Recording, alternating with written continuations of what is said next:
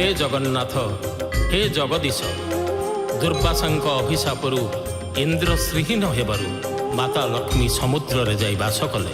ब्रह्मांक उपदेश क्रमे देवता असुर मिसी समुद्र मंथन कले।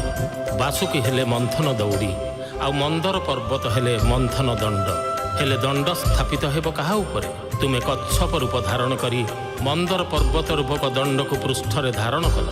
दशावतार मध्यरु यह तुमर द्वितीय अवतार। प्रभु तुमर सही कच्छप रूपर जय।